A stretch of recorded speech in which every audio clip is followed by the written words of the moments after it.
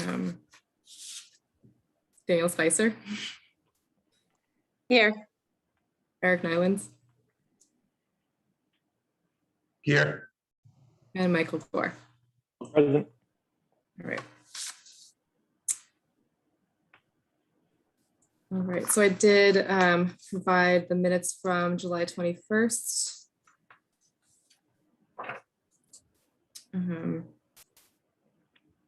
If anyone has any edits or revisions.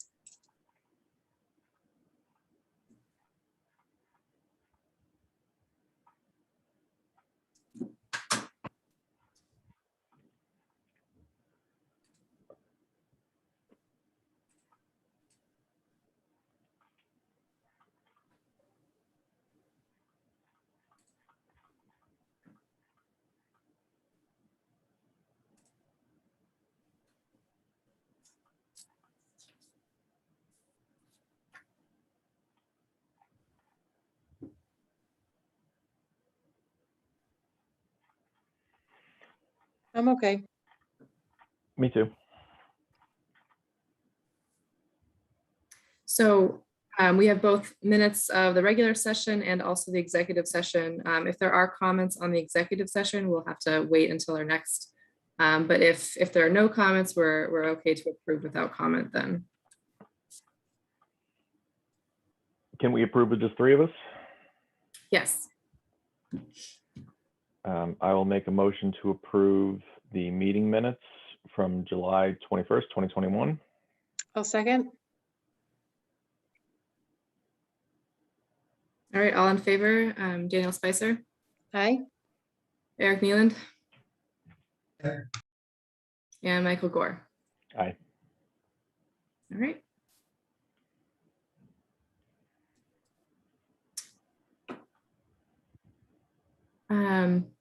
I just got an email from Mark. He'll be here shortly. He's just having some internet troubles. Oh, that's Yeah. dealing with that all day. How's your connection going right now, Danielle? It's spotty. So if I drop off, I apologize. My phone works, but then it works for a certain time, and then it just kind of, I don't know if it overwhelms, whatever, but, and then I have to reconnect the hotspot. Unfortunately, Comcast came out to try to resplice it, and it must be cut somewhere else by the irrigation company, so it just doesn't work. So I need a temporary line all the way from the house to the transformer. So I'm sorry. the issues of working remotely. Yep. Yep. So I do apologize if I drop out, but so far so good. Not a problem. So Mark, we just approved the both sessions, both minutes from July 21st.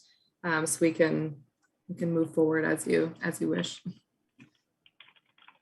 Can you hear me? Yes. Yeah, okay. Okay, so let's see, minutes. Let's see, I don't know what time it is. There are a couple minutes before okay. Let's say, goes, Valerie, do you have anything to report? I didn't put together an actual planner's report, but just a few brief updates. The Zoning Board of Appeals opened the comprehensive permits public hearing for Mallard Lane, which is a proposed 11-unit age-restricted development off of South Bolton Road. So that just began last night. So the board is going to do their site visit later on in the month and look to continue, I believe, the first Tuesday in September. So that process is underway. And then we also, there's a developer who is looking at 500 Main, which is that parcel just behind the country cupboard. And I know that in the past there have been comprehensive permit concepts or proposals on that lot. So now we have a development team who's looking to put in a couple dozen, I believe, townhouses, as well as a warehouse or distribution facility. And that will be discussed at the select board's meeting next week. I believe they're just looking for kind of test the waters with the select board's thoughts on additional comprehensive permit applications coming in now that the town knows that we have Mallard Lane underway. We're looking at 580 Main, thinking about another perhaps. So those concept plans will be presented next week. But that's about all I have that I can think of off the top of my head. So that's the Kane property you're talking about, right? Yes, that's right. So they want all 27 acres or? So they're looking at a warehouse facility closer to 495, and they've even suggested the potential for getting their own ramp off of 495 to that distribution location. And then they would have these 40 townhouses in kind of a circular fashion closer to the intersection of 117 and 85. It's the zoning for it is a little bit interesting. I'm not sure, a warehouse itself is not a permitted use under the business district or the mixed use village overlay, which is also within. So it'll be interesting to see what kind of application they might be coming up with, or what kind of waivers they might be asking the town for. So. Okay. Just keep tuned to this channel for more details. Yeah. Okay. Okay. That's good. Okay, so it's 7:15, so we have a public hearing. I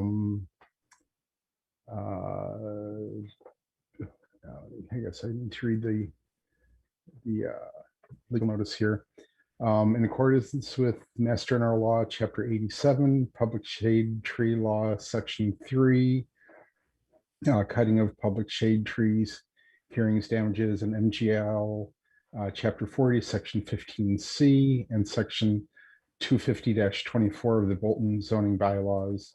The Town of Bolton Tree Warden and Planning Board will hold a joint public hearing on Wednesday, August 11th, 2021 at 7:15 via Zoom regarding an application from Rashid Tijani, I think, for the proposed removal of 6 public shade trees identified as one 15.5-inch diameter oak, one 4.5-inch diameter birch, one 6-inch diameter birch, one 10-inch diameter birch, and one 13-inch diameter birch, and one 17-inch diameter birch, and the removal of 14 feet of stone wall required to construct a driveway for property located on Meadow Road, identified by assessor's map as 4D parcel 103.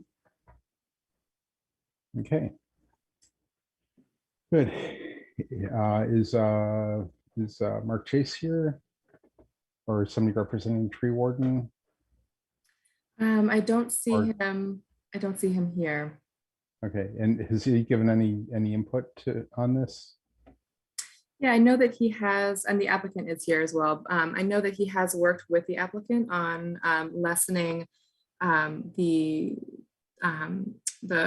number of trees removed. So this is I believe the second iteration of a driveway location. So it does represent already they have scaled back the number of trees to be removed, but it is an interesting site. So I was hoping he'd be available, and I don't know if the applicant would like to kind of speak to the site a little bit more and the kinds of site features and constraints that there may be. I know that this lot came before the planning board back in December of 2020. So this was, there's several lots off of Meadow Road that are going to be part of an A&R.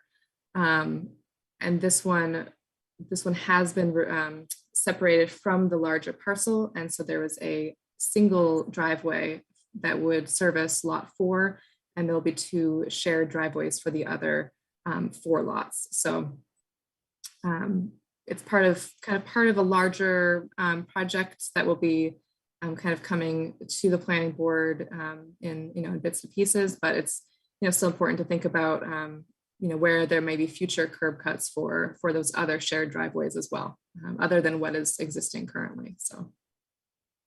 Yep. And Okay. yes, and Ken Troop also was generous enough to provide a few of his thoughts, and he does have some images of the road that he would be able to share, should the chair ask for public comment at that point. But I think we should see what the applicant might have to say at this point. Yeah. Let's start with the applicant, and we'll go from there. Okay. He's raised his hand. So yeah, go ahead. Okay. Hello, everybody. Glad to be here. As you guys can tell, I'm a young GC in terms of building new properties.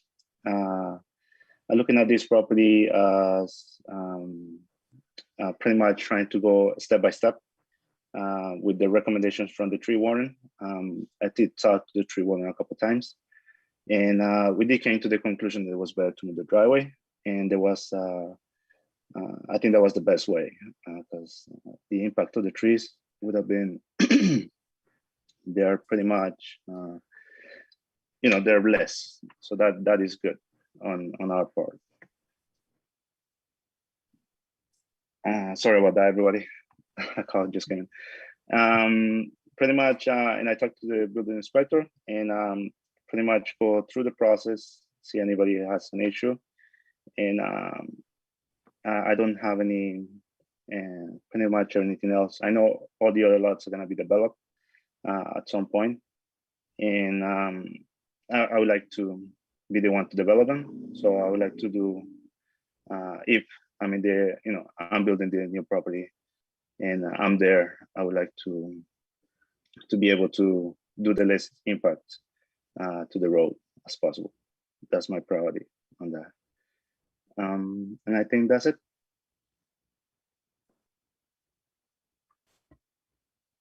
Okay. Does anybody on the board have any questions or comments?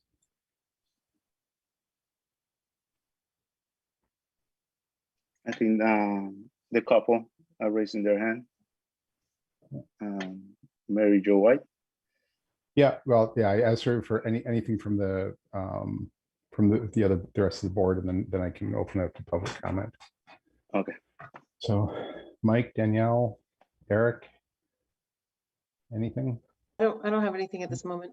Nope. Okay. Yeah, I'll open up to I think guess I can start with Mary Jo, and then we'll go over to Ken. You're muted.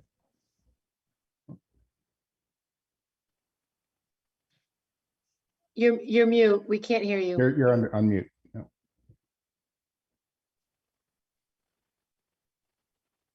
Okay, sorry about that. So I was just going to say welcome to Meadow Road. I just was wondering, are you going to live on lot 4, or are you a builder who is planning on building the lots? The general contractor and the building in charge to build the lots. So you are not the person who's living there? No, ma'am. Okay. So I guess, it's your prerogative how many trees you take down once you get into the stone wall. It's just a beautiful property. And hopefully you'll leave as many trees as you can.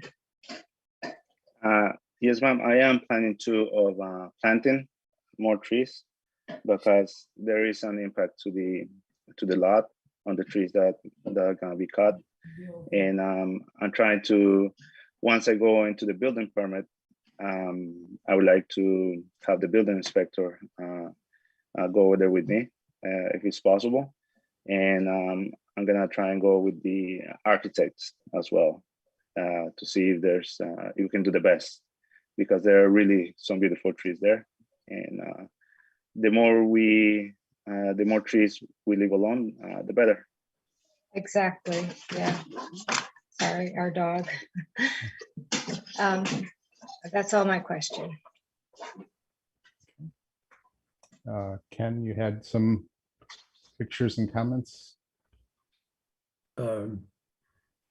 Yeah, I don't have any real comments about the actual trees that are involved with the driveway, but I can show if I have permission. No, so Valerie, if you can give me permission, I can at least show people what we're talking about.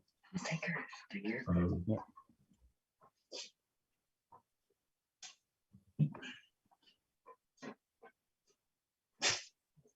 Okay, there we go.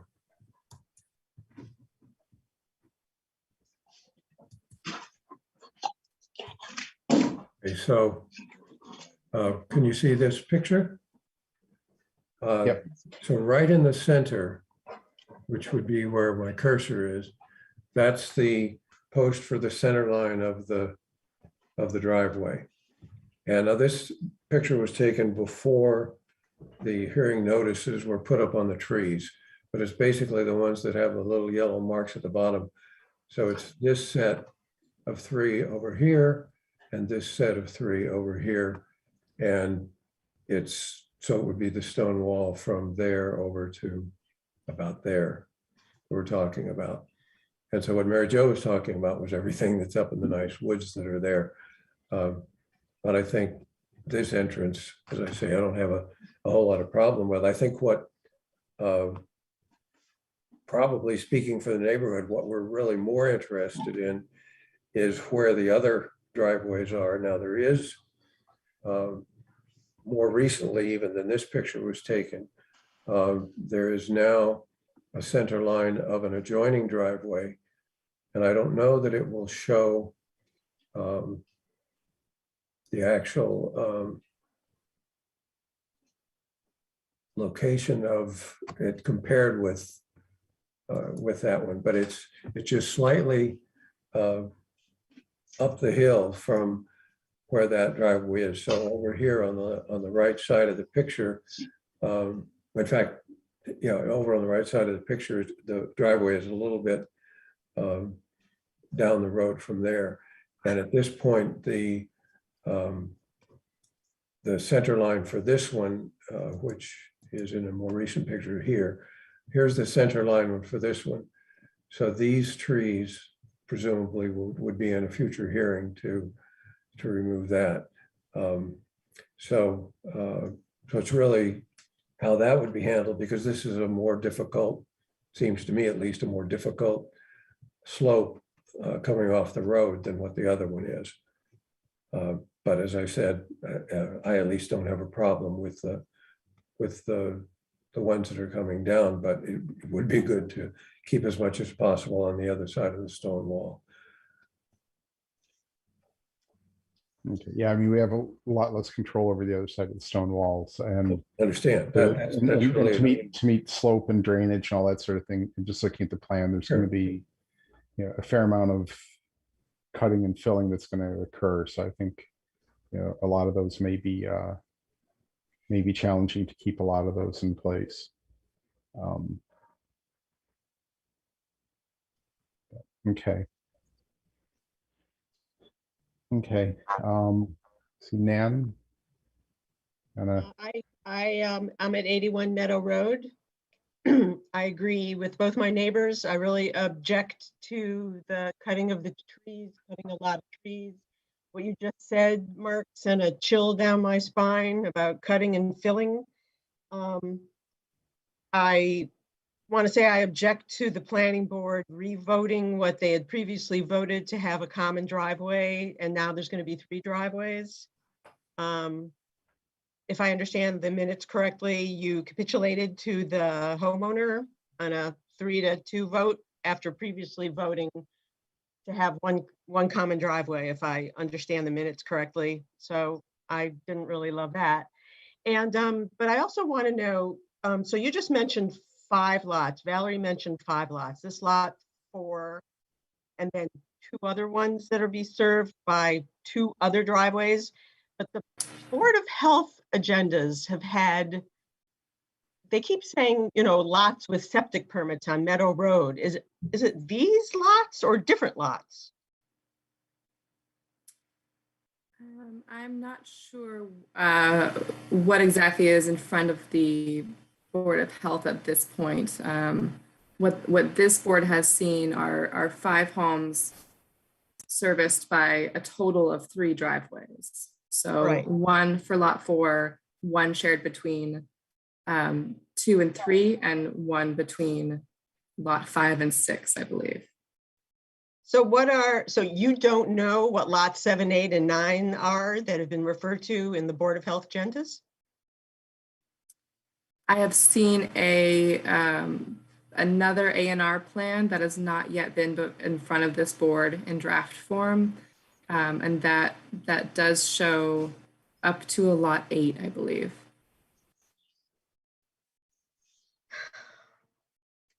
Well, instead of having 1 driveway, we have 3 driveways, and that's really a shame.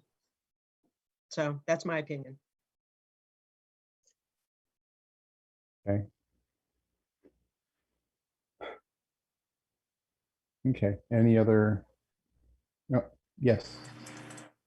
Mary Jo? Oh, sorry. I just wondered, you know, the stone walls are beautiful. And when they're cut into, what happens to the stones that are cut into? Is that the owner's prerogative to? No, those stones have to stay on site. A lot of people use them to repair other parts of the wall. It looks like there's a small gap in the wall, just kind of to the long hillside of where the driveway cut is. So, so they may take the stones and, fill in that. I assume it was a gate or something that was there. Right. They may fill that spot in. They may use it for repairs, but they have to stay. They have to stay on site. They cannot be removed. Thank you.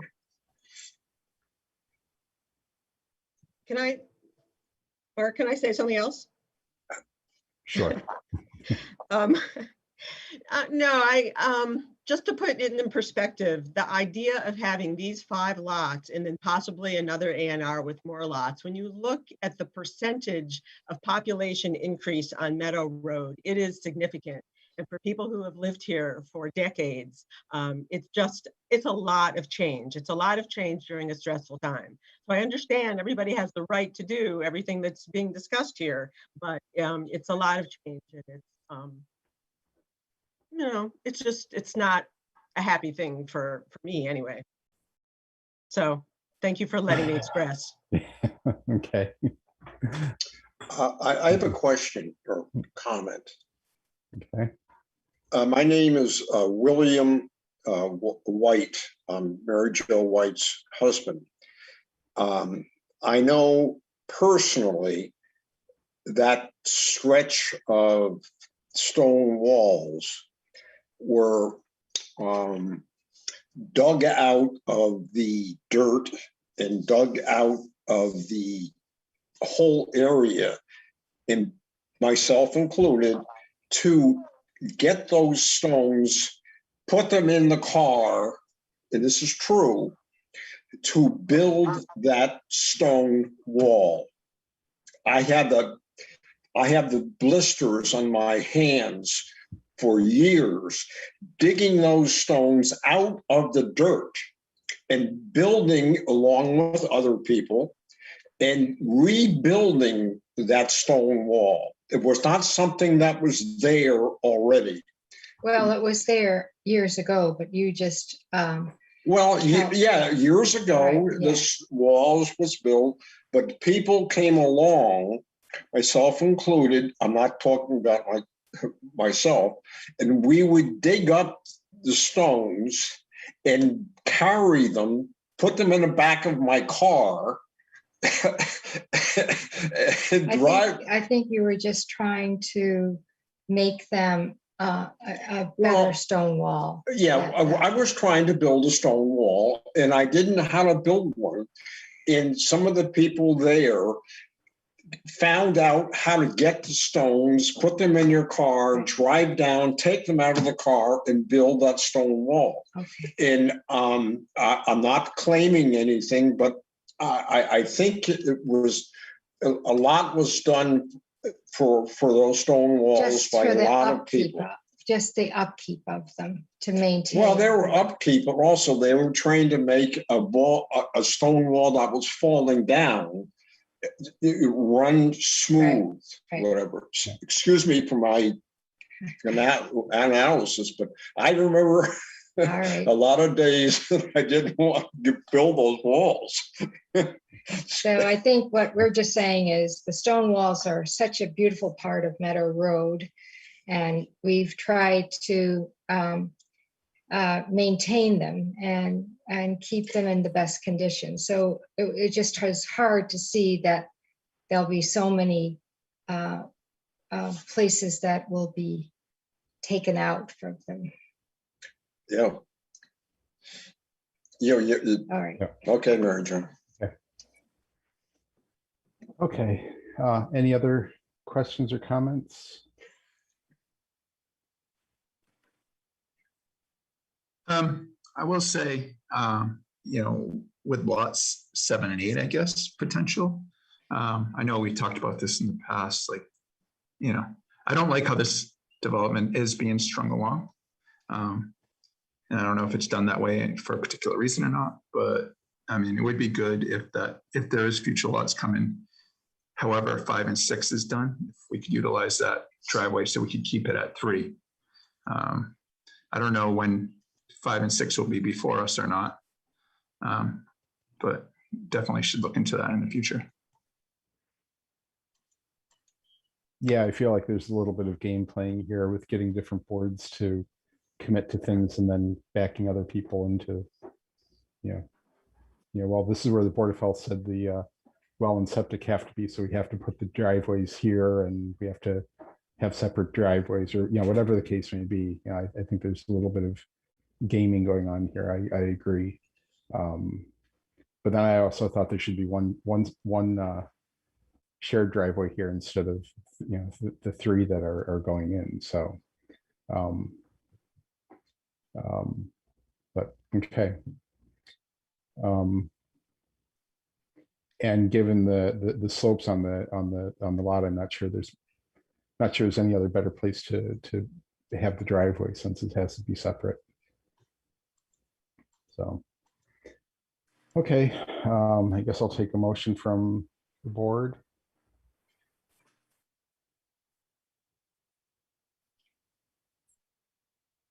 Valerie, should we close the hearing first? Or you take one? Yes. Take motion to close the hearing. I will make a motion to close the hearing on the tree removal on Meadow Road. Second. All in favor by roll call, Daniel Spicer, Aye. Michael Gore, Aye. Mark Sprague, Aye. Eric Neeland. Hey, All right. Okay.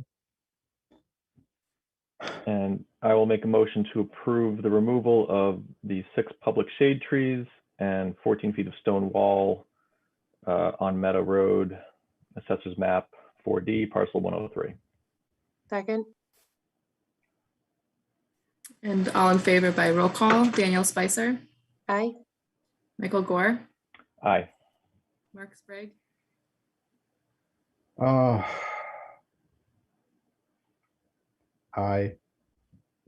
I don't like the driveway at all, but I can't argue with the tree removal. So, okay.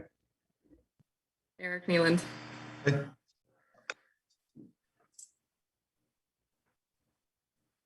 All right. Okay. Okay, Thank you.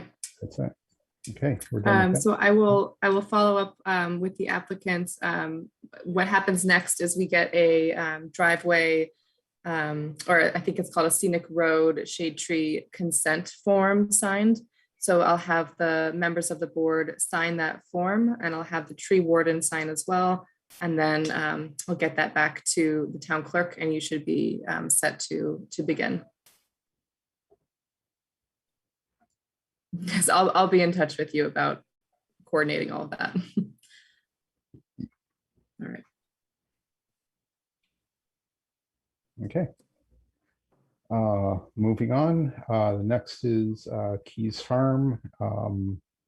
Review and vote on bond reduction request.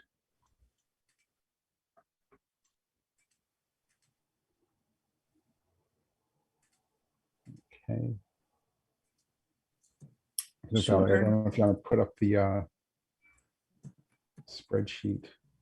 Sure. Just a moment. Yeah.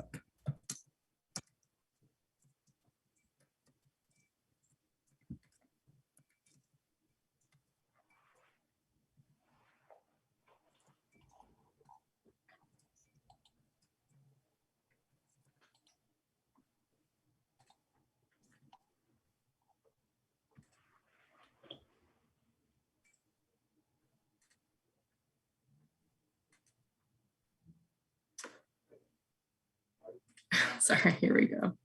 Okay.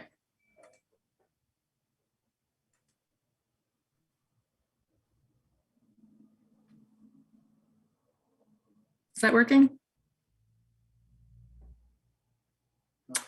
It's starting to, Um, I still just don't see yeah. anything. Got it. Yeah. And Yep. where are we? Okay. I'll go to the line by line advice. Yeah. Mr. Chairman, Yes. good evening. My name is Doug Hauser. I'm the attorney for Keys Farm LLC. I'm not able to see any of the documents that you're referring to. It should be on the screen now.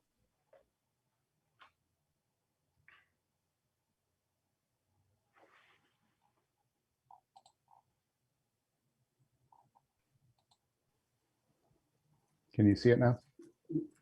No, sir. Okay, it's into, okay, I can see it. The other board members see it? I can see it. Okay.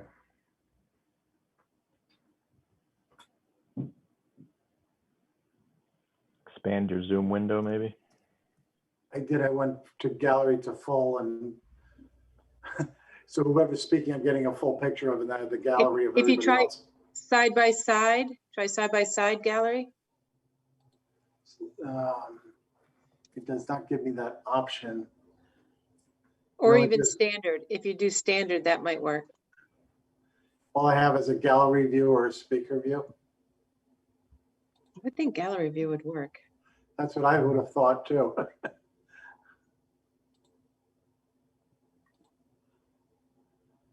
Usually I use the speaker view and then the balance of the screen is shared and I could see. And Should you're- I close and reshare? No, I don't think it's going to affect him. You need to change your options on the layout. So there's one that says swap shared screen with video. Maybe try that.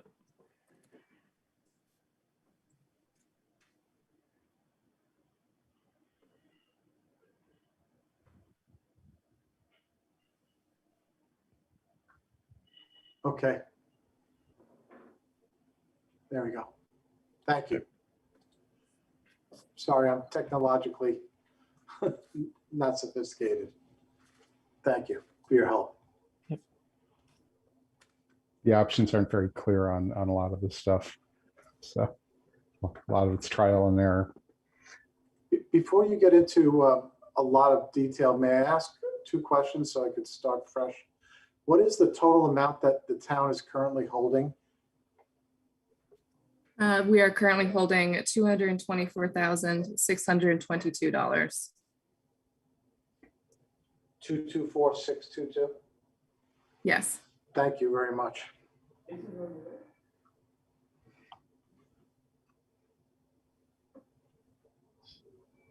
Thank you, Mr. Chairman. Okay. So I looked at this and it wasn't terribly clear exactly what, so it is a little confusing. So essentially, if you scroll, I'm sorry about all the scrolling I'm going to be doing tonight, but that's okay. essentially it's this figure down here, the 60,690 that Dillis and Roy is saying is the remaining work on site. So if we kind of go back through, and this is a little bit confusing to me because this 457 figure has changed in this bond reduction request. And I thought it would be I thought that it was going to be the original bond amount rather than a lesser bond amount. So, but perhaps I'm mistaken on that. So essentially, the applicant is saying that there is only 60,690 left of work on site. And so our consulting engineer has reviewed this and they're saying, that we should withhold these three figures here. So withhold 20% from the binder coat, withhold 11,000 from the pavement top course, and that includes driveway aprons, which is so we can ignore this last bit down here because it's been included in the top course. And then also to withhold 100% of the street tree figure. Niche is also saying to withhold 40% of the trees behind the detention basins.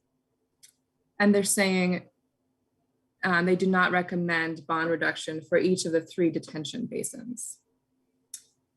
And now it's unclear to me the figure that they are saying I'm not sure how much we've already given back on each of these detention basins and which, whether the board would want to continue to hold 100% of the estimated total for the 3 detention basins.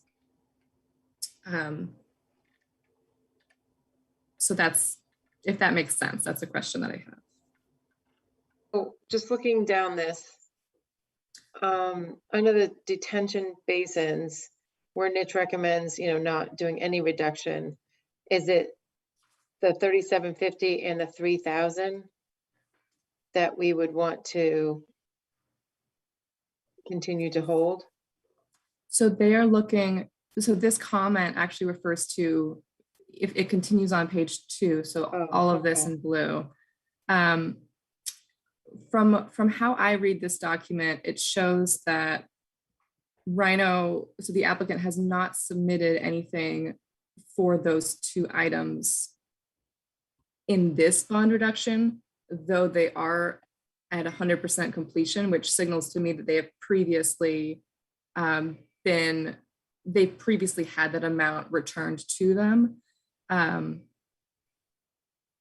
But I think it's still a question whether we would want to hold it in addition. I know that the board has discussed in the past the thought of wanting to ensure that we, review the basin work and ensure that we do have enough left in the bond in case. But that's up to the discretion of the board. Okay. So Yeah, unfortunately, Niche has not provided us with an exact amount that they advise returning or withholding in sum. So Yeah, I guess that's what I was trying to see, is if there was a way to calculate that out, because they've got specific numbers with the binder, top coat, and street trees to withhold. But I'm just trying to understand with regard to the detention basins, what's the amount that we would want to withhold from that?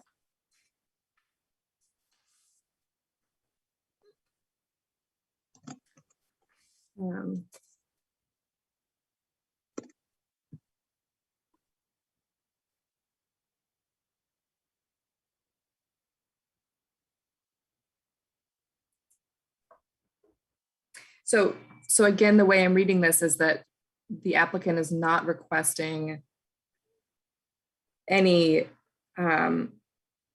funds returned on those detention basins because they have already, it appears to me as though they have already received it back.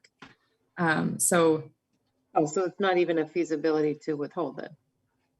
Well, that's why their comment was a little strange to me, because it would, I believe it would show up in this column here. And so, for example, the access drive on Basin 2, it doesn't look as though, there's still this amount, there's still 50% left on it. And Rhino is not, well, actually, it looks like they are submitting for this $10,000. Yeah, they've got per- they've got two $10,000 one, actually three. They have 3. Detention Basin 1, 2, and 3. They're asking for 10,000 each. Is that correct?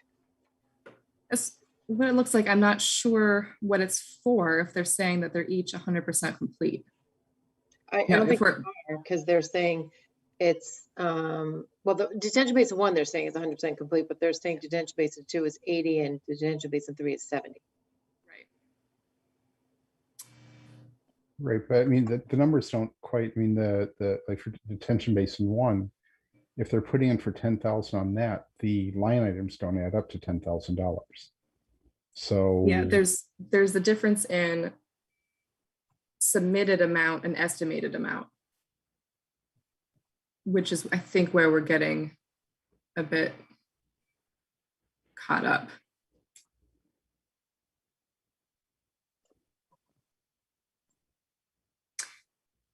So, I mean, the board has, so there's a bit of confusion around some of these questions.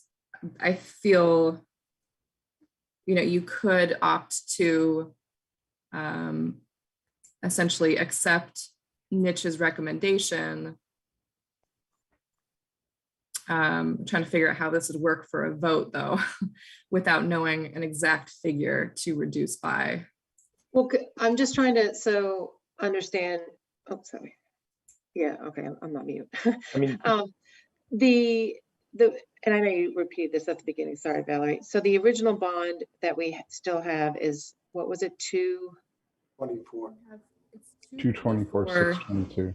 622. Okay, thank you. Sorry, I didn't get a chance to write that down. And they are seeking, so minus 66, so they're seeking 163,932. Is that right? 163,932. Well, I just took the 224,622 minus the 60, yeah. 690, which would be the remaining, which gives you 163,932. So that's what they're asking. Yes. And I just did some quick calcs. When you add up the withholding the 15,680 from the bituminous binder coat, the 11,000 from the top course, the 16,800 from the street trees, and then the 30,000 for each of the basins, along with the 2,400 for the trees, that's roughly 81,880. That Niche is, it seems to me, Niche is saying we want to hold back. We would not want to move forward with that. So so it's essentially half of what the request is. Yeah, I'm just trying to pull up my calculator. Yeah, it's using, so it's roughly, it seems like 82,052 is what seems to be Could possibly okay. be released. Exactly. That's Yeah. and someone else can feel free to check my numbers on this. The only other question I had was this driveway apron where it says 4,000. Was this added in, or was that, I didn't include that. So is that something that should also be included? I think it's fine not to include it because up here, Niche is saying they're withholding. Oh, it includes the 11,000 includes the driveway apron. Okay, thank you. All right. Mr. Chairman, may I be heard? Briefly. Some of these line items that are being documented by Niche as recommending withholdings are simply incorrect. And I want to use an example, the street trees. There are more than 42 trees planted. I myself went out with the client and counted them and saw them. So it's, in fact, there were more than 50 trees planted. And my client understands that there are about 6 trees that did not take, but it's still in excess of what this bond requirement was. So it's absolutely beyond belief that the board it's going to follow a request by, or recommendation by Niche to hold back $16,800 on trees that have been there for months and are still there today. So respectfully, I don't know how they could miss 42 trees. With respect to the bituminous concrete pavement top course, that in fact was 100% done. Well, hold. So I don't want to get, I mean, some of this is, I mean, part of that is we routinely hold part of that back because to repair damage over the winter and such. And where there's been heavy equipment on the road, there are some places that need to be repaired. So, but I mean, I think, the board is looking at this. I haven't been on site to see what, I mean, there may be a lot of trees there. We'd have to look at what the plan, we'd have to look at what the plan actually called out versus what was actually put in. I mean, if the applicant is counting trees that the homeowners have put in on their lots, as opposed to street trees that I don't have the plan in front of me. I would need to take that and do a walk through the development to see, I highly doubt that Niche missed 42 trees. So I'd need to understand from them, where that disconnect is coming from. As far as the detention basins, I know at our site our site walk there, especially for Basin 3, there's discussion about, since that doesn't drain at all, about re-engineering that as a constructed wetland instead of an infiltration basin. I have no idea what that's going to do to costs and engineering requirements or anything else. So I would, absolutely agree with withholding or with holding the money for the detention basins until issues like that are resolved. Well, respectfully, it's not to the discretion of the board to reapply or reallocate my client's monies. No, and that's exactly what you're doing. With all due respect, you are. My client has $220,000 that have been wrongfully held by this town since February. Okay, I think you need to take that up with our town council. That's not an issue for the board to discuss at the moment. Well, it is. It's exactly what the construction bond estimate is about. That's right. And we're discussing which of it we feel comfortable releasing or not releasing based on the conditions at the site. And our engineer has provided feedback, and we're discussing that feedback now. When was the last time Niche was out there?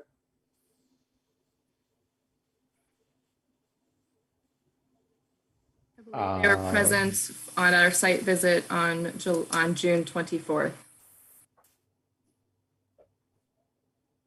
And did they count the trees? They said this is based off of that. Let me ask you a question. Were you there? Yes, I was. Thank you. I appreciate it. Did you go through that exercise with them at all? I actually feel a bit uncomfortable moving forward this conversation because I don't know if the board is aware, but my discussions with the applicant at this point have been through town council to their council. And so as such, without having town council present tonight, I'm not sure how much further we should go. And I think we're making assumptions, or I think the applicant's attorney is making assumptions about what Niche may or may not have done without Niche being here to defend themselves or to provide comment. I was just going to mention that as well. So I don't think this conversation. So I think we need clarification on. I mean, the fact that the bottom line number has changed. I need to go back and look at previous bond reduction requests and understand what's changed and why, you know, I mean, the original bond amount is a constant.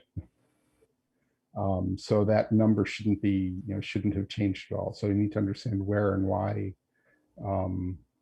that's changed. And Respectfully, you know, you're holding 224,622. My Yep. client's consulting engineers recommended 60,990 to be held back. Your engineers have peer review, excuse me, have recommended some higher amounts, but it's certainly not equal to $224,000. So what amount is the board comfortable releasing tonight so that my client can get some of its monies back? And then it can make determinations of what next steps it should take or not take. Well, But I think that's what we're trying to. that's what we're I'm trying just trying to to get to a discuss. number, that's all. Okay, back off, Excuse me? back off. That's what we're trying to do here. Respectfully, We're not holding his money illegally. The documentation that's being provided is woefully inadequate. So we're trying to do the best with the numbers that we're getting. So just, you know, if you're not happy with it, then, you know, you need to follow up with our town council on it. Respectfully, I'm at a public hearing that you're talking about your numbers. I'm just asking about the numbers that are on this board. Okay. And I just said that we are looking at the numbers and discussing what we will or will not release. We don't have a number yet. That's what we're trying to decipher the spreadsheet and the comments that we've received and understand why there are discrepancies between previous bond reduction requests and this one and what work has or hasn't been done.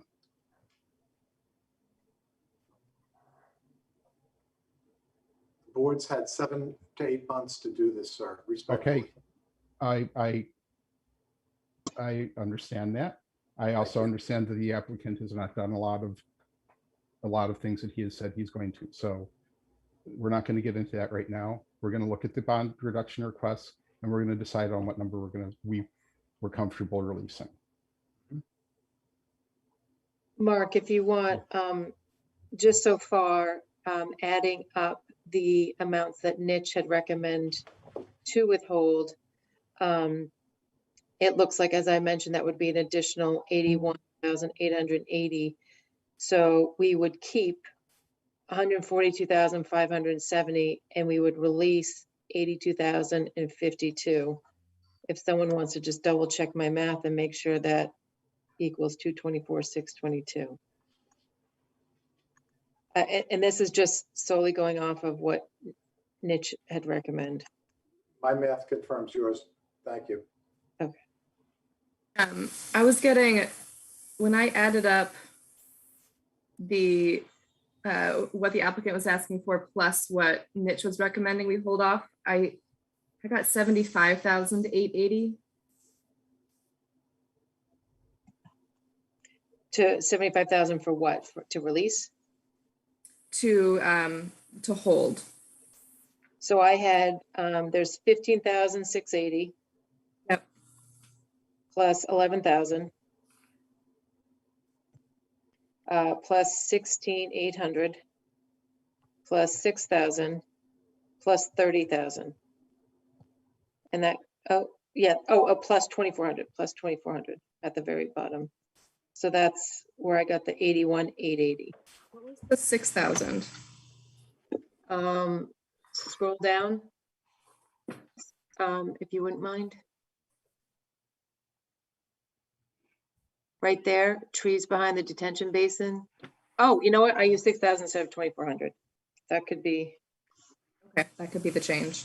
That could be the change. So thank you for checking my math.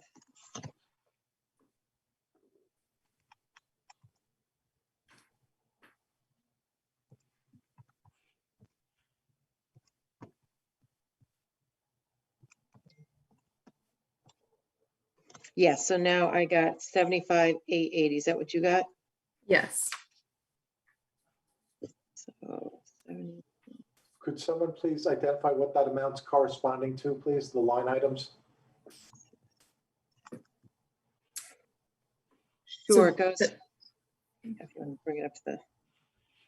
So it's corresponding to these items that Niche is recommending. So the binder coat, the pavement top course, street trees, detention basins 1, 2, and 3, and the trees behind the detention basin. Okay. Thank you.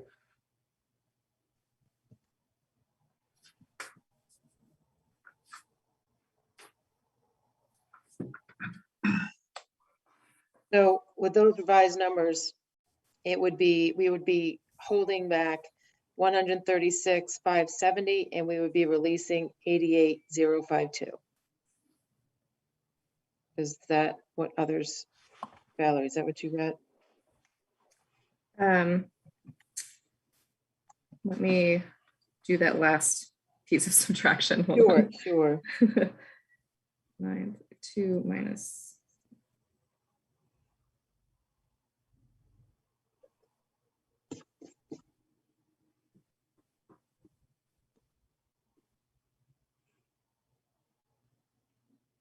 So we would be, hold on, 2, 4, 6, 2, 2.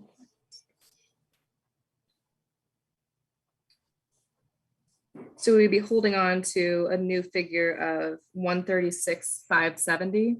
Yep, that's what I had. And returning 88,052. That's what I had, yep. Okay.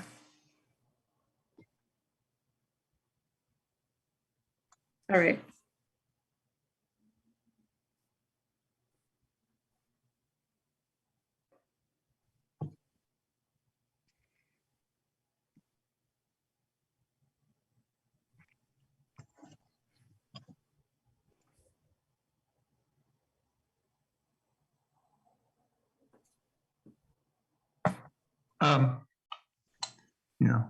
Let me turn my video on actually.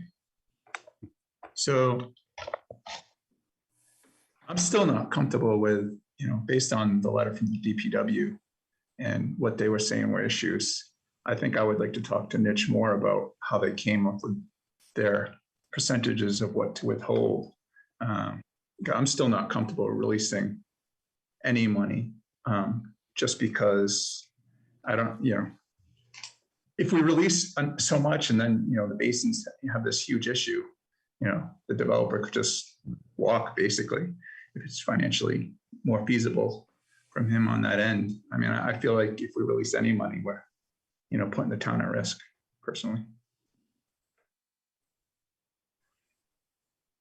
Yeah, there is definitely some concern there. I was just trying to do the calculations to see where the numbers were out based off of Niche's recommendation.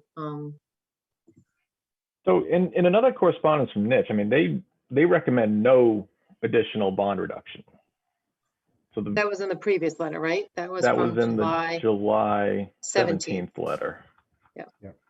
That was confusing. I wasn't sure if they were saying besides what they were listed or if they were saying in total, but then they also said, well, it's, it's up to you guys. If you don't want to withhold anything, that's fine too, so.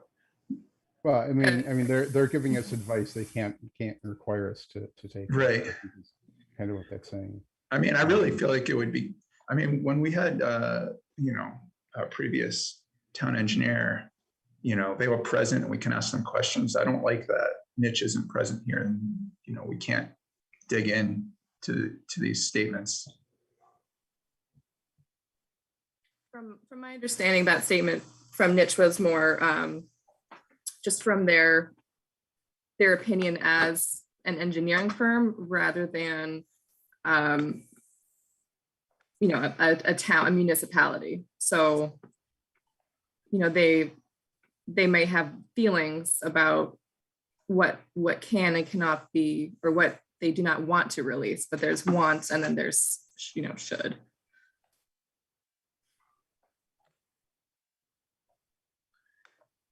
I mean, what I would like to know is what's the worst case scenario here? I don't know. I just don't understand where their numbers are coming from, like what to withhold or what not. I would like to, is it, I'm sure it's an educated guess, or an educated, estimate, but, I would like to learn more how they came about those withhold this percentage or that percentage, I'm not Well, they, comfortable. they did give some explanation in the July 17th memo as to kind of how they, at least for like the bituminous concrete pavement, about how they came up with those percentages. It was kind of based on the amount that they felt would be to withhold to support reconstruction, of the aprons and the roadway repair and stuff like that. So there was some of that that was included in there. But yeah, I mean, if we go through the report that the TPW gave and all the issues they saw, I don't see those issues and how they're covered in this bond estimate. I mean, we have to, so if we get to a point where, where to accept the road or not, and we get the as-built plans, I mean, at least I don't feel comfortable until seeing as-built plans releasing anything. I mean, that's for sure. I mean, I'm just not comfortable with the number. Mr. Chairman, may I be heard? I might can I just add one more thing first?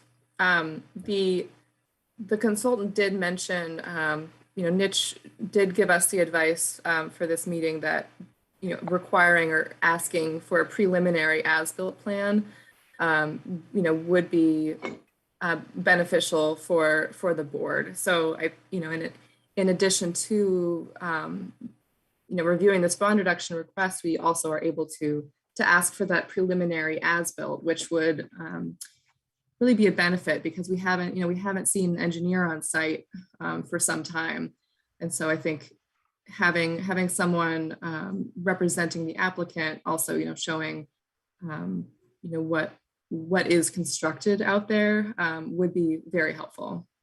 I mean, we've seen in past projects where we've reduced the bond a bunch, and then we get the as-builts, and there's more issues than the bond can cover. And so then we're put in the spot where, well, we just have to accept it, or what? I mean, if we take over the project, we don't have the bond to fix it. So I don't know. I don't like how these, there's almost the bonds are too specific to items. I mean, there should be some play into it because, I just don't like how how we get put in these spots.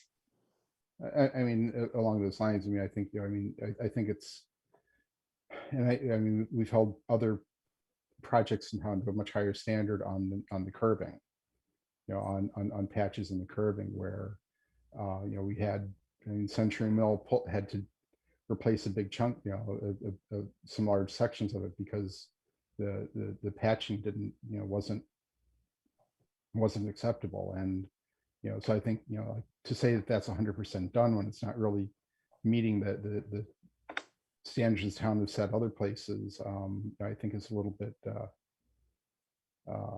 questionable as well. Mr. Chairman, on that particular point, your prior, your niche engineering was there, and when you did a walkthrough, it said that the developer did exactly what the town had asked it to do, the prior town planner. And quite frankly, that was done exactly the way Niche recommended it to be done. So, and that's the way, and was done to that. And the former town planner so testified at a prior public hearing. So respectfully, that issue's kind of, that's the horses out of the barn on that. The other point is you require the applicant to pay the peer review fees exactly for the purpose of providing advice to the board. And your engineer peer review is coming back with a higher amount to be withheld that you've just calculated to be $136,570, and that they're not disputing the $88,000.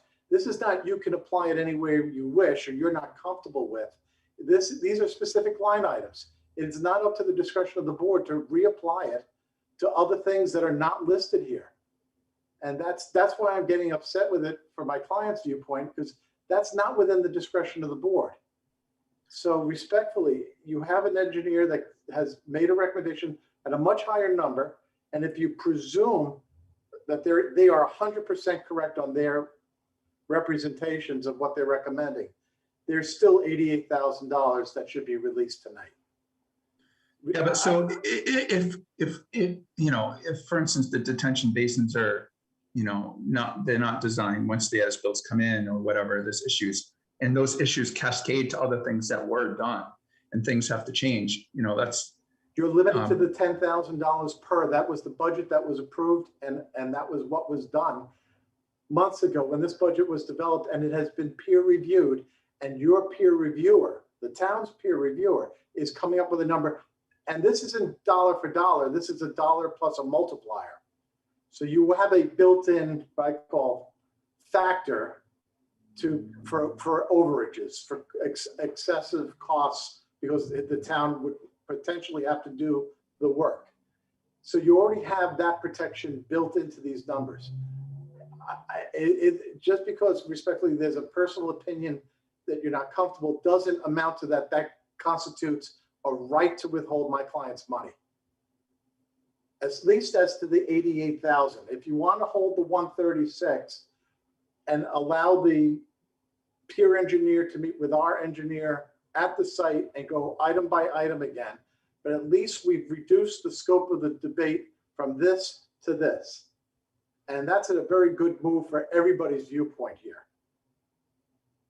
And these are the much higher numbers that the town is asking for.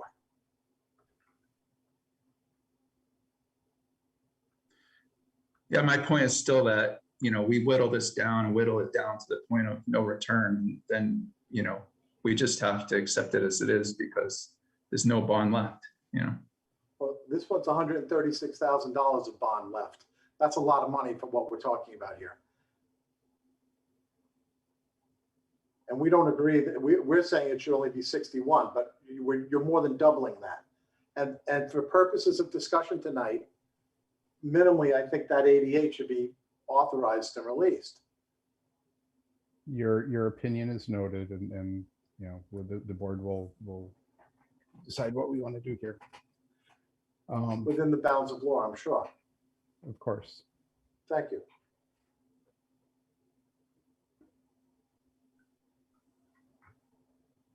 Okay.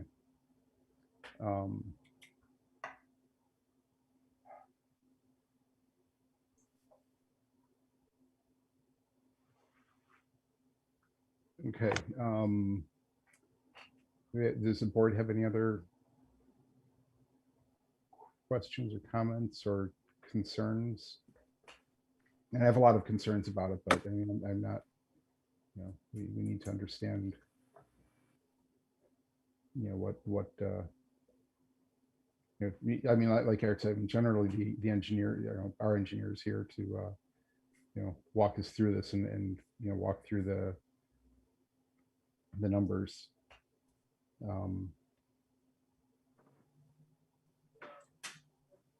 So, Mike, Danielle, Eric, any other questions, concerns, comments?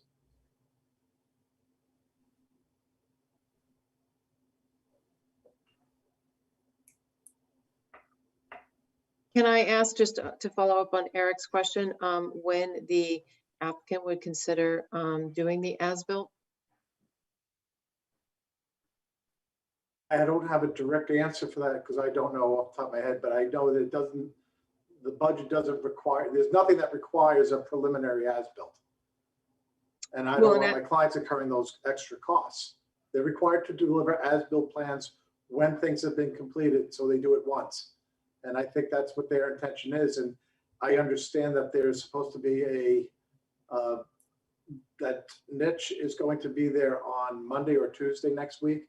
And I would presume that that purpose of that visit is to further reduce down any of these items and maybe get to the point where an as-built could be submitted. But we're not there yet with these open items. But there is $7,500 being withheld without dispute to cover those as-bills. No question about that. Nobody's asking for that. I would just ask that that meeting be confirmed through town council. I have no intention of being there, but if you wish to have town council, that's between you and town council. I'm not. No, I mean, if you could confirm that that meeting is to take place. Okay. I did reach out to Mr. Attorney Falk today, but I did not get a return call. Okay.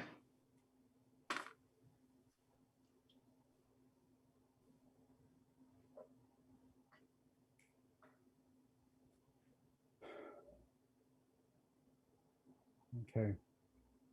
Um,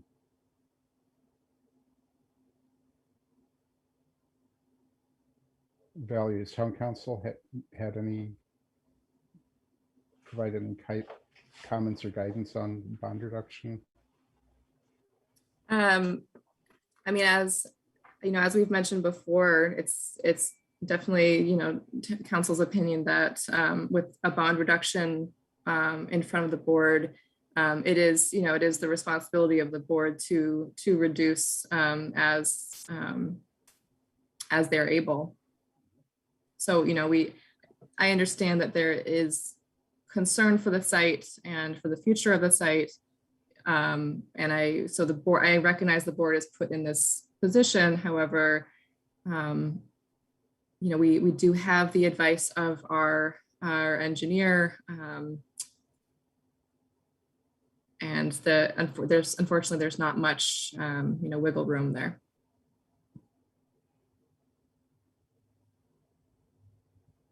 So based on that,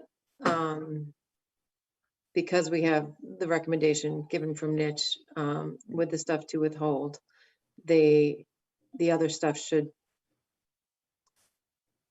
be released. Should be released. And I think that what's difficult is we've been put, as Eric was mentioning, and Mark has brought up, is we've been put in this situation many times, and it's been difficult. I understand also the applicant's position of this, you know, certain items have been noted to be completed, and Niche is basically saying that. So I think we're in a little bit of a tough spot here. Is it possible? So the DPW director, I believe, wrote up that report. Is it possible that we can have the DPW director and Niche Engineering at our next meeting and discuss all those issues and how they like the overall product, the overall project? I mean, I've shared that the DPW director's memo with Niche. I believe that was shared between their first review of the bond and then this one, the line marked up version that they provided us for this meeting. And there were no changes. I mean, yes, that wouldn't be. You know, with all due respect to our DPW, it's, you know, this application is in front of the planning board, and so the DPW director certainly has, you know, is looking into the future of potentially, you know, town accepted road, and he, you know, he has those concerns, but you know, he is not. Unfortunately, he's not an engineer. He hasn't been looking at the plans. He's not, you know, doing site visits with the intention of this type of review. So, you know, so unfortunately, I think that the best advice that the board can get is from the consulting engineer.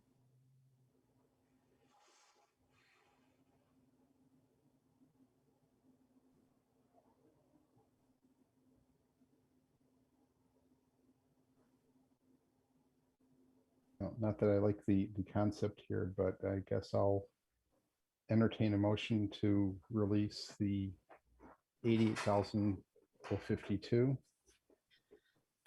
Yeah, I think just as it's been mentioned a couple of times here, legally, it seems like that is what is noted to be allowed to release. So I will make a motion to release $88,052. Second. And all in favor by roll call, Daniel Spicer. Aye. Michael Gore. Aye. Mark Sprague. Aye. And Eric Neeland.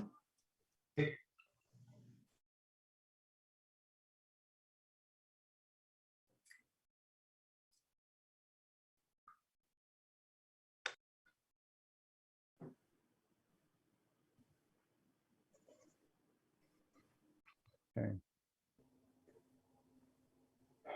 Well, that's that part of it. Okay. I didn't hear the last vote. I'm sorry, Mr. Chairman. What was the roll call vote tally? I had 4 in favor. Thank you. I couldn't hear the last gentleman, that's all. Eric, was that correct? Oh, I said nay, but You did say nay. Okay. Okay, yeah. thank you. I apologize. It's difficult to hear sometimes. Thank you very much for clarifying. May I ask a point of order of how one goes about getting those funds released now? Yes, I will create the letter. I believe it will be reviewed by town council. The letter would go to, I'm forgetting the name of the bank now that's holding the bond, but essentially would go directly to them, asking them to release the specific amount. So it's. I think it's cash in the bank in the town's coffers because the bank was taken out by private money, I believe. From looking at the previous town planner's records, I had seen letters going to a separate bank that holds that bond.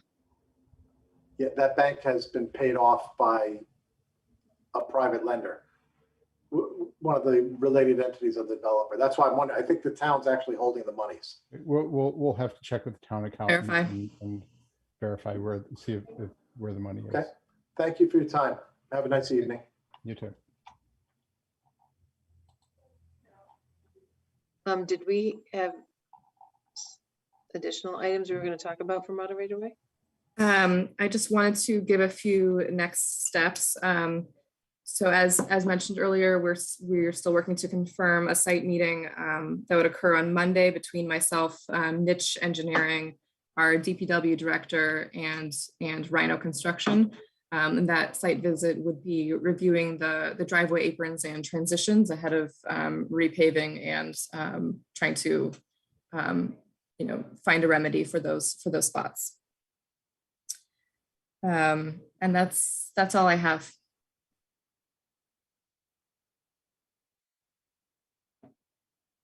Okay. Do we have gotten any timeline or any indication on finishing out the remainder of the work there? No. Okay. Is that anything the applicant could comment on? I know we're done talking about the bond reduction, but are you able to comment on any of the timeframes for the rest of the work to be completed? I think we would be in a better position to answer that question after the meeting on Monday. Okay.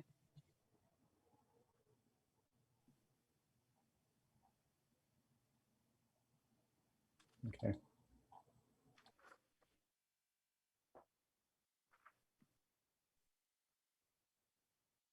Okay. So I'll move on then to 174 Hartford Road, backland lot.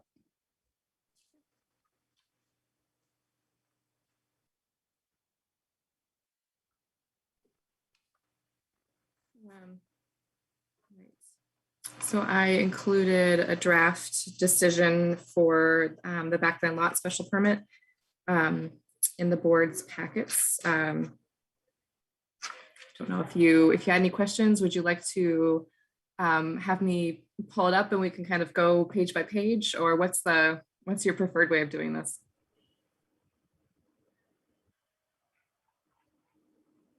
I think we can go through. Has everybody looked through it already, or? I did look through it. Can we vote on this tonight? Eric wasn't at that meeting, I don't think. It says Mark, Mark. myself, yeah. I watched the meeting. I watched the meeting and I signed the paper. Oh, you did? Okay. Okay, Okay. great. Yeah. Great. I think that maybe you signed the paper for environmental pools. Well, I watched the meeting. But yes, I don't have you on this one. Can we vote with 3 people for it? We do need 4. That's correct. I forgot that Eric wasn't wasn't there. I thought that paper was for everything in the meeting. It's, yeah, I should have thought of that. I don't know if that, I mean, if you watch the whole meeting, then. yeah, but technically you do need to sign, Eric's right, you do need to sign the paper ahead Before. of a vote. I apologize.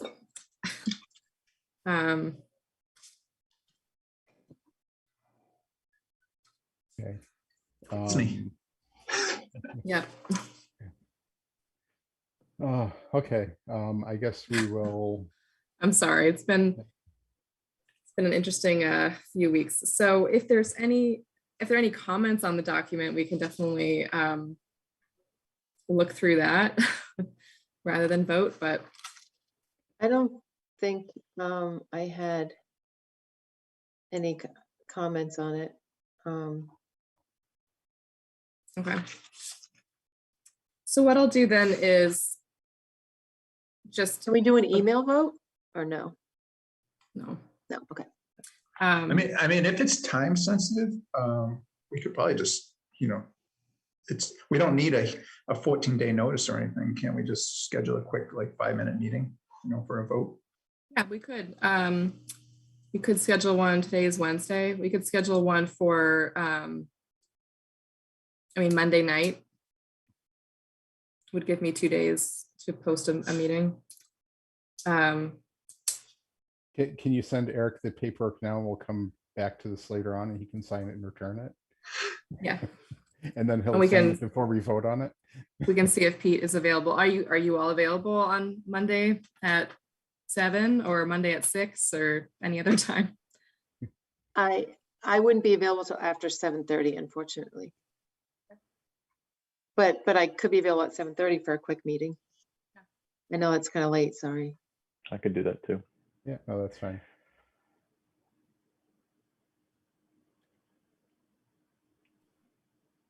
I mean, take 1 minute.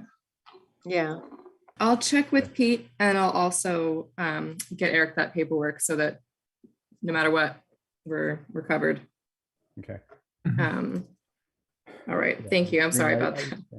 Yeah, I didn't see anything else. I didn't see anything of note Okay. on here, so, okay. Okay, and Pete and James might be able to attend Monday as well, so. yeah, James wasn't listed on the, it's an attendee on. Oh, okay, so just Pete, there we go. Yeah, And are they ready to move and get construction going, whatever they're doing? I'm sure they are. Yeah. Okay. Yeah, so Well, we that's should, good. let's. Yeah, I don't Yeah. want to make them delay. Yeah, Yeah. okay. Okay, vote and approve application form and rules and regulations for detached accessory apartment special permits.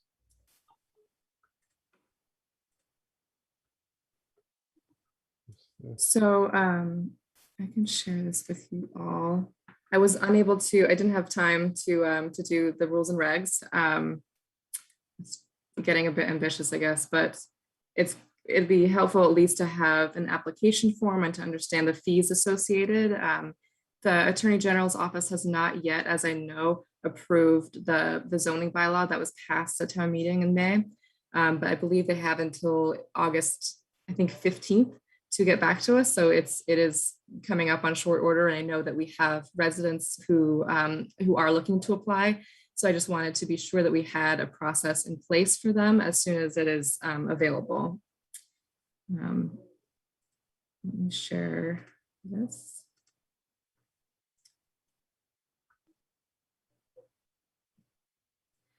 So this looks quite similar to the board's other special permit applications. A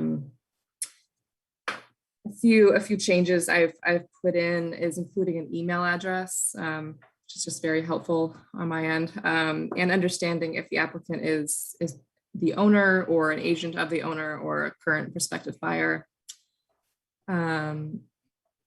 Quick description of the property, lot frontage area. If the applicant is not the owner, then you'll get their information at that point, as they should be part of the application process. brief, description of the detached accessory apartment. On the second page, we have the criteria for granting a special permit. So these are taken from the zoning bylaw.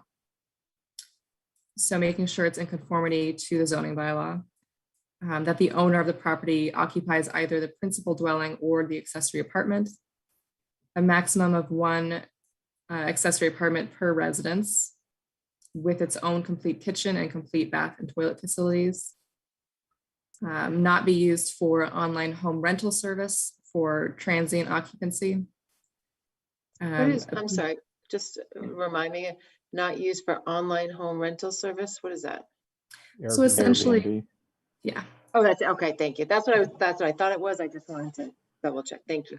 And if I recall the intent that the board was talking about before, so essentially just making sure this is actually increasing housing opportunities and not simply another source of income. Yes, exactly. Yes. Right. So it shall appear incidental to the principal residence. The gross heated floor space shall not exceed the lesser of 50% of the gross floor area of the principal or 1,200 square feet. And then if there are any accessory buildings that have been grandfathered or constructed with a building permit prior to town meeting, whose gross floor areas might exceed the maximum that we put into the zoning bylaw, they may be considered for a special permit at the discretion of the planning board. So essentially, if there are any like illegal detached accessory apartments out there that might be out of compliance due to their size, the board can still review them and bring them into compliance. So you would check either one or the other. You would check either the first one, which is the gross, floor areas less than 50%, or you would check, the grandfathered one, correct? Yes, exactly. Okay. I thought the grandfather one also covered any existing buildings that may not, like the second floor of a garage or something that may not conform to the 1,200 square feet, but it may be 1,600 square feet, but it's an existing building, and we're not going to chop off 400 square feet of it. Yeah, I think that's exactly what the grandfather. I think that's what the grandfather was kind of getting. So it's not just out of compliance or illegal ones, but also existing structures that somebody may want to convert. Would you like me to should I indent this one a little bit more so that it looks Yeah, I would just make it so that, because clearly you're not going to check off both of them. It should be one or the other. So if we could do I could just take away one of these checks and just say and just write "or" in between. Yeah, something like that. And they probably does that mean the building permit?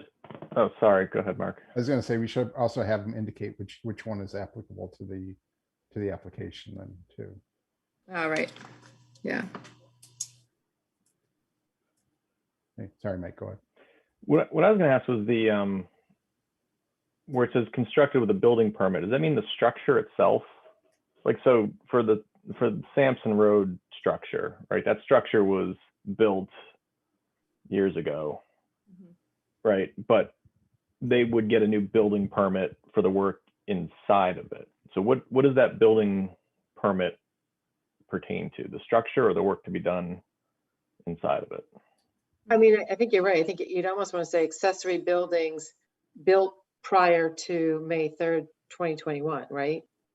Because I don't think you need to say either grandfather or constructed with a building permit, because I think it just, as long as it's an existing, I mean, you probably want to put existing accessory buildings built prior to May 3rd, 2021, whose gross floor area exceeds, I mean, I think that's kind of what we're getting at. It's an existing structure. It was built before 2021 and maybe doesn't meet, the original intent of it. So it could be considered at the discretion of the planning board. Yeah. And I don't know if it's appropriate to discuss Sampson Road, given the litigation, but well, I don't know. Is it appropriate, Valerie? To I an probably extent, wouldn't. I think what you're getting at is that it may be possible for this for that applicant to apply through this bylaw. 'Cause my belief was that the reason they didn't want to use this bylaw had to do possibly with the restriction of the square feet, but this one is saying that that's not a restriction. So, you know, the concern was having to change, you know, the cost of changing plans to conform with one bylaw versus the other. Whereas this part seems to state that it's up to our discretion. Right, and this is taken directly from the bylaw that was passed. So this is exactly part of that language. So something to think about.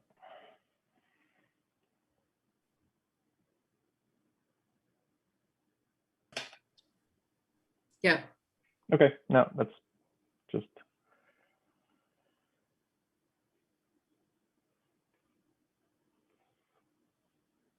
Yeah, okay. So just going through this again, so an additional driveway or curb cut for the use of the apartment may be considered at the discretion of the planning board.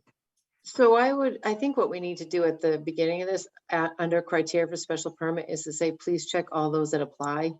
Because clearly, you know, a lot of these, someone may not want to do, may not be doing. I think we want to just kind of be clear of what are they including with their application, so that if there are items that they're not, we don't have to address that. Yeah, okay. And that's a good way to get around the either or. Exactly, that we were discussing before, Yep, too. just at the very beginning, just say, please check those that apply. I mean, clearly, I'm hoping that at the end, all the compliance ones would be checked. But if they're not, that would be a big red flag for us to look at it and be like, okay, why isn't this checked? Yeah. And then it's adequate provision for ingress and egress from outside as required by state building code. Adequate parking shall be arranged so as not to disturb abutting properties or be detrimental to the neighborhood. And then compliance with fire department, state and local board of health, and state and local wetlands bylaws and regulations. And then I do have a few questions on, you know, what would be required as part of the submittal. Is there a reason why we're asking for 9 hard copies? So I think, so this is in line with other special permits, and I think this is so that 5 members of the board plus 1 associate plus me plus a copy for the office. So I think 9. I'd just like to bring this up. I think we've, especially this past year, have been able to review things online. So, I mean, other than what you would need, Valerie, at the office, you know, if that's 2 hard copies at the office, I would almost ask for 2 hard copies and an electronic copy, which, I mean, you've got the electronic format submission at the bottom. I certainly don't want to continue to ask for a ton of hard copies that are not necessarily needed. I'll just bump that up to 3 so that the town clerk can also have a Sure, copy. yeah, whatever the town needs, Yes. absolutely. But I mean, I don't know how other board members feel, but I think it's worked very well reviewing stuff online. And if we can reduce some of the paperwork that needs to kind of come in here, all the better. I agree. What- I I try to mean, I reduce agree, but paper. once we're back into in-person meetings, right? I mean, we're going to need copies of those things? Well, I mean, that brings up a great point. I will say, I mean, I know this is a much larger topic of conversation, but I was just at a planning board, Conservation Commission hearing, another town I had for a project of mine, and their board meeting was revised to have a TV there. So any documents, so if you're in person, and I was there in person, they brought it up right on the screen. So everyone's kind of, so similar how we're looking at it all on our computer. If we had one TV there or one screen or something, it could be brought up as well. And so we wouldn't need that. I know that's a bigger discussion because now we need a TV in our lovely small town hall room, which is, but it is, I guess I would, that would be great if we could do that. You're right. In the meantime, we probably would want some additional hard copies. I just hate to, I don't know, put it up there for right now, but whatever. I mean, it's not a huge deal. It was just something. No, I agree with you though. I mean, I would like to reduce that number. Seems silly, but yeah. I mean, I think if we, like Andy said, I mean, if we put if we, and this might be something we want to look at for, getting in the budget for next town meeting, would be some sort of, electronic display that we can project all of these things on. I mean, just to have one TV with, computer is not a big expense. No. And then that also, I don't know if that would still allow some ability to do hybrid, meaning you've got people in person, but people are also online and they're seeing what's on the screen and they're hearing us. Just another option. I don't think it's a big expense, but you're right, Mark. We probably wouldn't be able to do it till next town meeting, right? Yeah, and I think at that point, if we have an alternative like that, I think reviewing all of our special permit applications to see whether we want to reduce that number makes sense. Yeah. But yeah, I mean, I think if and when we're back in person, I think having the hard copies there is nice. I mean, I know looking at plans on online can be a bit of a hassle. So having a hard copy on some of the plans is always nice. But we've kind of strayed a little bit from the. So I think the 9 should stay for the moment, but we need to note that we want to see if there's a better technical way to reduce that to 3 or 4. Is it possible just to say, and this may be going too far, just to say 3 hard copies if meetings are remote and 9 hard copies if meetings are in person? Is that kind of ridiculous? Probably. Say that sometimes, I'm able to have conversations with applicants ahead of their submittal. And during COVID, I've typically just amended it and just said, when A&Rs, when A&Rs are coming in, or when other things are coming in, I just say we only need 3 really. Well, then maybe leave this as 9 for now, and then just as people kind of call in, just say, look, for now we really only need 3 hard copies, but in writing we've got it as 9 in case we do jump back to in person. Well, and if somebody has a conversation and is told 3, and then they sit on the application for several months and we decide to go back to in person, if that ever happened, then we won't get what we won't get the 9 that we need. So I would leave it at that, and Valerie can kind of adjust that based on what our meetings are at the time. Okay. So we're okay leaving it at 9 with a. That's fine. Yeah. With a bit of a discussion. My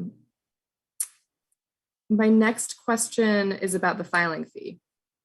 And so, I've taken a look at our fee schedule and thinking about, what other special permits are. So it's strange. So it looks like there might be the intent that special permits typically that are within the residential district are about $100 plus $6 per abutter. That's true with bed and breakfast establishments. With the barn bylaw, it's just $100. The scenic road and shade tree is just $100. But then you have others that are more. So any special permit within the industrial district or the limited business or business district. A backland lot is also $540. So there's a bit of variation. So I just wanted to know what your opinion is. This would likely fall under the kind of application where the applicant would also need to pay for the advertisement in the newspaper, which if you can get it in the Clinton item, it runs at about $70. In this independent, it's about $130. Just trying to think about other fees that kind of go along with this kind of application. I personally think it should be 100. I know I brought up, that's why we changed it. The bed and breakfast and the barn and stable. I mean, we want people to come. Yeah, was that with Valerie use or this. was that with Erica when we That was with discussed Erica. that last? Yeah. Yeah. Well, and Erica, that was one of the last things she did. She did go before the Board of Selectmen and she updated that table to add the $100 level. I mean, I think this falls in the $100 level. I agree. I mean, yeah, I think it certainly isn't the same as like a special permit with an industrial limited business. Yeah. And even with a backland lot, that's kind of for a whole lot. I was going to suggest 300, but I guess I'm fine either with the 100 or 300. I think it should be I mean, 100. I guess the question is Valerie, when somebody comes in to how much time does going through one of these take for you to do?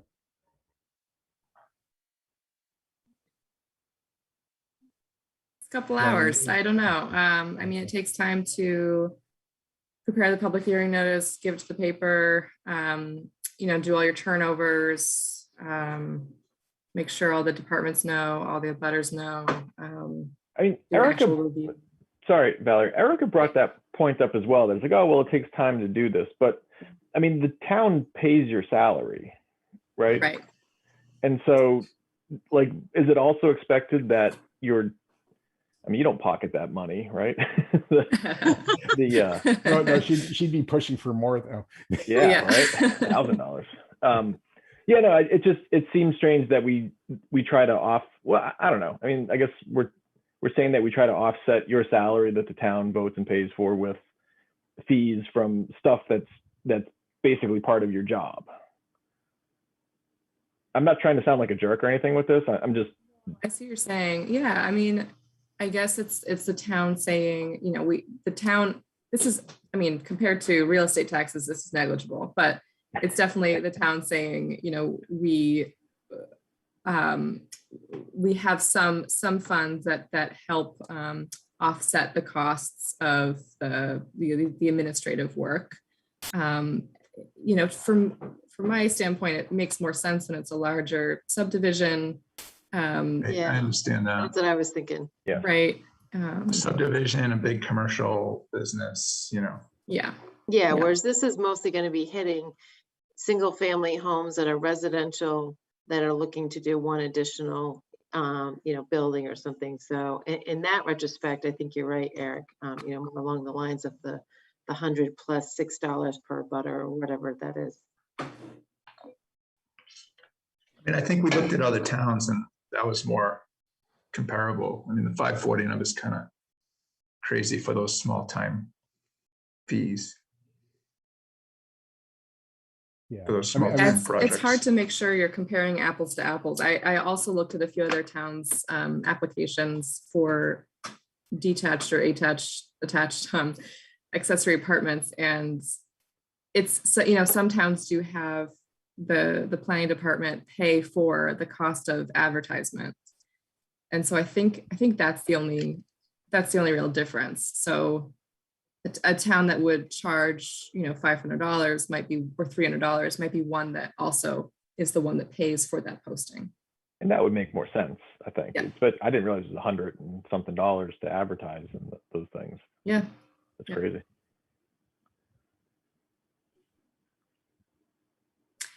So it seems like we're set on the $100 plus $6 per abutter. While we're on that subject, one of the fees that I noticed was not on the fee schedule was for kennel permits. And I just wanted to know, where you all stand on that as well. So Was that to create Remind me like a- what was the deal with kennels? I remember like 8 to 10 years ago, we divided that out or something like that. It's like, if there's a new kennel, I even forget what the bylaw is Yeah, on there was that. someone recently was asking about a kennel special permit, and I finally found the application form and all of that. It seems like there's a bit of a funny history in Bolton with kennel special permits, but so I did bring this up because on that application it says $540, and so I wanted to know, is the intention there that that's a business, and so That's kind of what I was thinking is, business, yeah, a more intense use. Okay, yeah. all right. that's- And okay, I'm all set. And I also had, so the certified abutters list from the 300-foot buffer.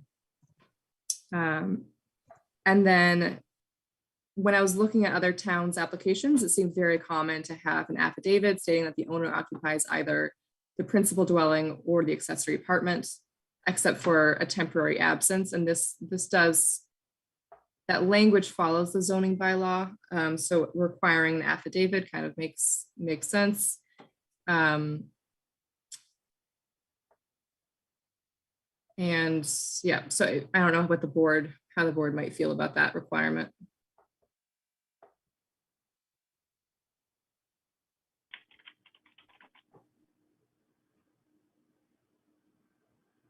Yeah, I think that's okay. I mean, that's part of the intention of the bylaw is that it's an owner occupied property. So I think that, Yeah, I agree. Okay. And then we have the typical development impact statement. So just description of the use, off-street parking, any traffic impact, safe vehicle access to and from, safe pedestrian access, and then no creation of noise, smoke, odor, heat. If there's any signage involved, I'm just taking this from other special permit applications so we can take signage off, but I think in case someone is considering some use of an accessory permit that I can't come up with right now, we might want to just keep signage on there just in case. Or if there's any additional lighting, they might have outdoor lighting associated with a new entry. I don't know. yeah. Yeah, I would certainly want to, for them to address both signage and lighting if they are including that. That is something we would absolutely want to review. From there, just a locus plan, photographs of the property and any other relevant structures on site, as well as a floor plan. So the interior and exterior of the structure, which is what we also are asking for the barn bylaw special permit. And then lastly, just the electronic format of the submission so we can put it online and distribute to members.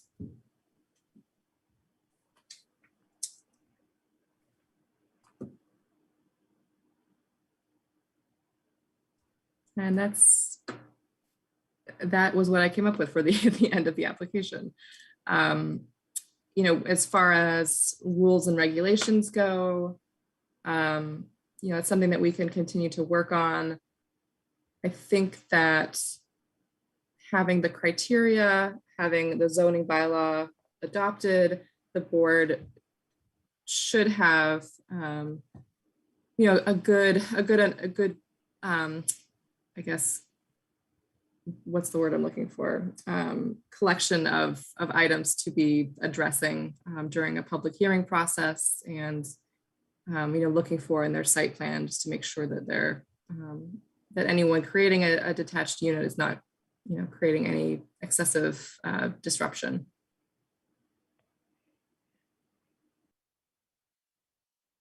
Okay. So on the criteria, just a question, do we want to add compliance to state and local building code? And it's kind of implied, we call it out for ingress and egress, but do we want to just, kind of make that as a separate, similar to fire department and board of health and wetlands?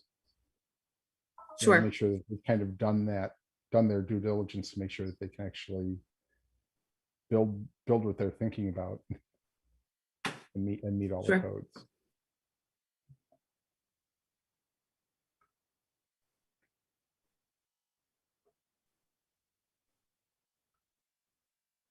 Okay.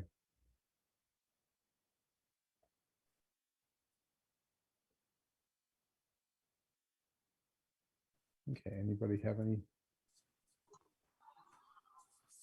Anything Nope, else? I think I'm Nope. good for right now. So do we need to make a motion to approve the application as amended? Yes. Okay, I will make a motion to approve the application form and rules and regulations for detached accessory apartment special permits. We don't want to do the rules and regs though, right? Because we haven't. Oh, done yes, this. sorry, we Yeah, didn't have those. Just So just the application. Sorry, just Yeah. motion to approve the application form for detached accessory apartment special I'll permit. second. And all in favor by roll call, Daniel Spicer, Aye. Michael Gore, Aye. Mark Sprague, Aye. and Eric Neeland. Aye. All right.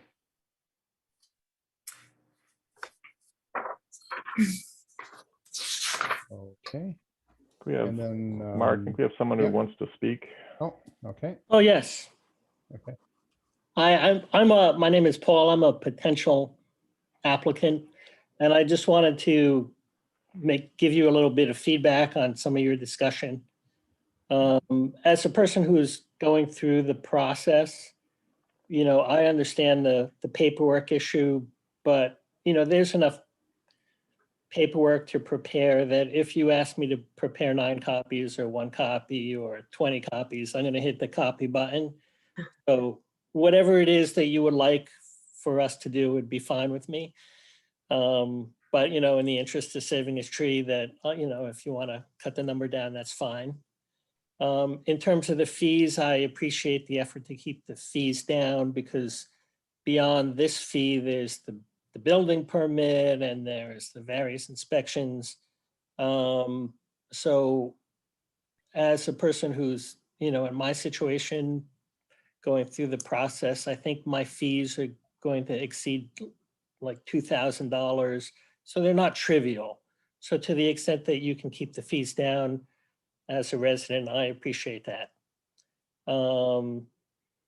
I had talked with Valerie in the past when the when the bylaw was passed. And one of the things that she had been thinking about at that time was a narrative that discussed, because it's an existing building, what it was used for and how it's being converted. And I provided that. So it might be something that you would find useful to just kind of understand a little bit about the history and why the building is there and what it was. It doesn't have to be part of the permit, but if you would like it, I'm going to provide it anyway when I go through my process, but you may consider it at some point in the future. That's actually a great point, just for the grandfathered ones. Obviously not for a Yeah. new one, but for any existing structure, it might be good just to provide that, I think. Because understanding the context is always helpful. Yes. Yeah, I had added on the application page just a description of the detached Project narrative, apartment. okay. Which, Okay, so it could be covered under that. yeah, but I recognize that, Paul has given me an in-depth, good history of the site, which would not fit on 3 lines. And so, yeah, the board might want to consider, in special cases. Well, if typically they- I would say, I mean, I've seen multiple times where you have an application where it says, project narrative, they give you 3 lines, and usually I say see attached. Yeah. So, Yeah. I mean, I think that's okay to keep the 3 lines, but, or maybe there's something, attach additional if needed. Just put something in parentheses so people know if they want to include more. We certainly would appreciate or would like that. Sorry, Paul, didn't mean to interrupt you. Yeah, no, beyond that, I will talk to Valerie because I'm moving forward and she can explain to me what a locust plan is that's separate than grasshoppers. I appreciate all the work that you're doing. I have seen the controversy, and I realize as people who volunteer and listening to the meeting today, you know, thanks for doing something that's not so easy. So having said that, have yourself a good evening, and I hope my comments were constructive. Thank you. Thanks. Okay, Okay. thank you. Good night. Good night. Okay. And then last thing is vote to accept Houghton Farm Common Driveway as-built plans. I do not have our consulting engineer's advice on that one, so. Okay, yeah, I definitely want them to review that, so Yeah. I don't want to. Yeah. So we can hold that off until The next meeting. next meeting. I think it's September 8th. Is that correct? I think so, yeah, because we only have one meeting in August, Yeah. Okay. excluding our quick call on Monday. And I will set up the an agenda for Monday night, and I'll make sure that Pete can come and or get Eric those forms. Okay. All right. Can I make a Motion. motion to adjourn? Beat me to it. Second. All right, and all in favor by roll call, Danielle Spicer, Aye. Mike Gore, Aye. Mark Sprague, Aye. and Eric Nealand. And can I just say my phone lasted? Yeah, Yay! that's impressive. Yeah, I'm it's very pretty good glad it too. did. Thank you for I was like hanging in there holding my with me. breath, literally. I'm like, it's gonna go out, it's gonna go out. Yeah. All Great. right. Thanks, Excellent. everyone. Okay, great. Have a Thanks. good night. Have a good night. Talk to you later. Bye. Bye.